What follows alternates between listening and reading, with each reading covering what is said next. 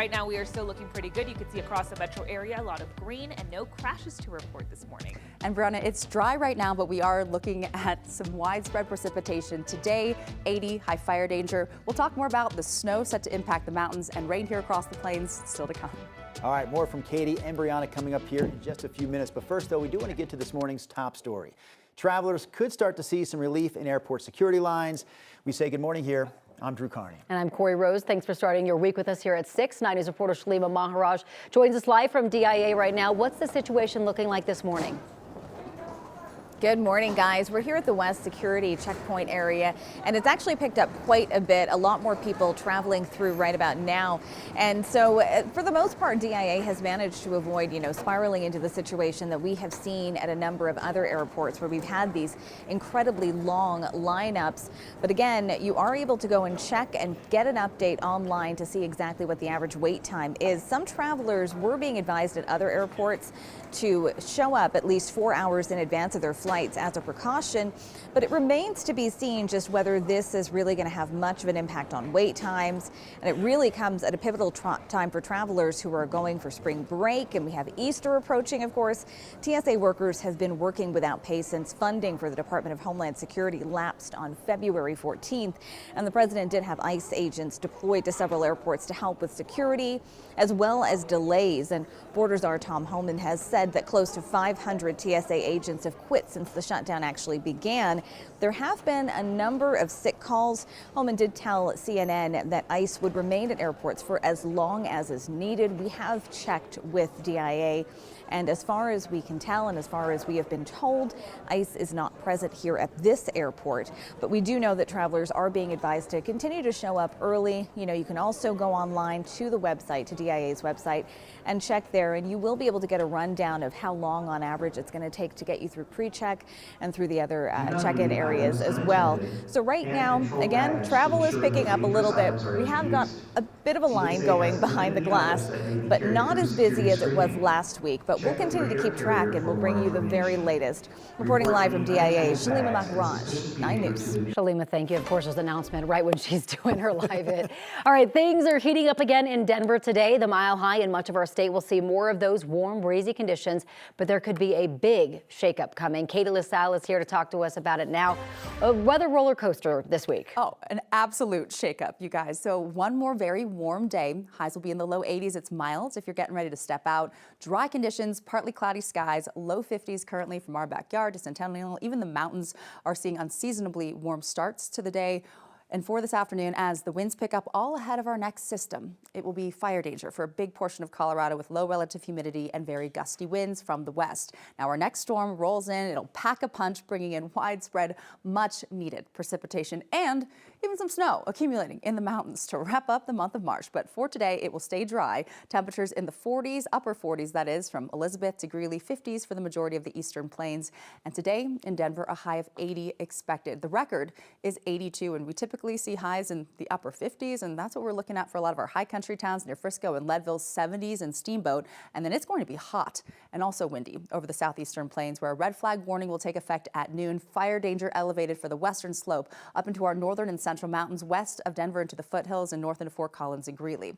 Tomorrow will start off dry, mostly cloudy, much cooler. Highs will only be in the 50s, and then we are talking snow for higher terrain, rain snow mix at the valley level, and rain off and on for the metro area and eastern plains. We'll talk more about those accumulations that we're expecting to see still to come. But first, how are things on the roads, Brianna? Yeah, right now Sky 9 giving us a live look of I-25 and Colfax. You can see it right here near Meow Wolf. Up and down I-25, not seeing any issues this morning. And then same story for anyone taking Colfax, heading into maybe the Lakewood area, the Sloan's Lake area, or heading into Denver this morning, heading into Spear. Now, I do want to switch things over to our CDOT cameras for anyone taking Highway 36 right near Colorado Avenue. So in the Boulder area, you are quiet. It is dry out there. Take advantage because that drive is going to be very, very nice up and down Highway 36. Now, I do want to show you what this looks like on our maps. No crashes to report as of 6:03 this morning. So I want to zoom into your drive times. 225 heading southbound into I-25. You're looking at a 10-minute drive, and then all the way down in Castle Rock, northbound I-25 heading up to 225, only about 14 minutes. This morning. All right, Brianna, thank you.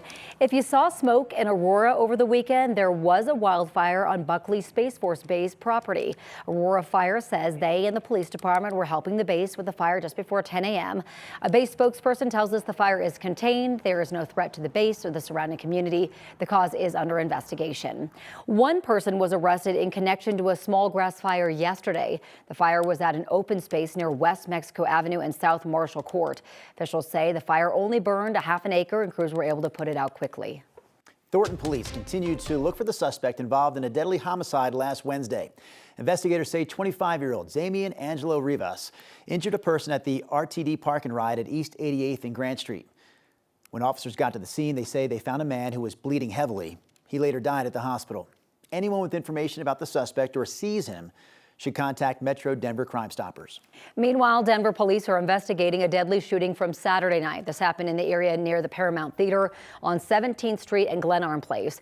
Police say one man was shot and was taken to the hospital where he later died. Police have detained one possible suspect and contacted all people related to the shooting. However, no arrests have been made. Still no word on what happened before the shooting. A man accused of several murders while out on parole is expected back in Adams County Court today. Ricky Royball Smith is accused of stabbing two men to death just hours apart last June along Colfax Avenue in Aurora. 9 News Investigates has been covering the story for months now and will cover his court appearance later today. Barry Morphew is also expected back in court for a hearing this afternoon in Alamosa County.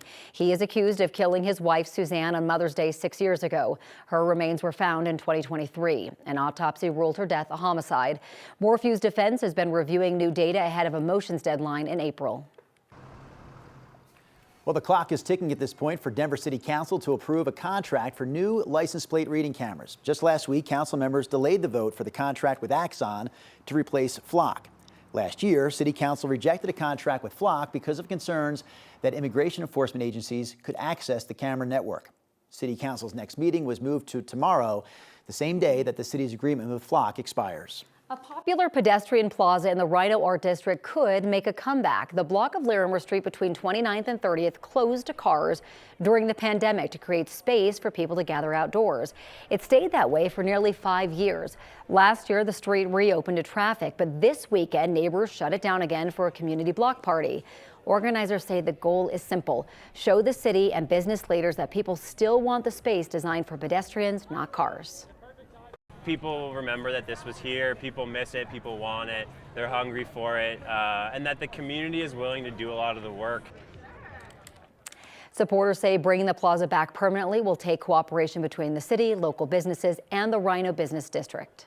The recent heat wave hitting the state is forcing farmers in northern Colorado to adjust. Tom Brown runs Brown Land and Livestock in Greeley, and he says he has never seen a winter as dry as this one, adding that he's had to focus on hay crops to stretch water availability. For farmers and ranchers, adapting, he says, is just part of the job. We added a center pivot that'll help save between 25 and 50% of the water on this farm, because you are relying on weather and, I mean, what God does to you. So, like, we have to figure that out every day pretty much. Unfortunately, dry weather isn't the only issue plaguing farmers and ranchers this spring. The cost of fertilizer also going up as 1/3 of the global supply passes through the Strait of Hormuz amid the ongoing war in Iran.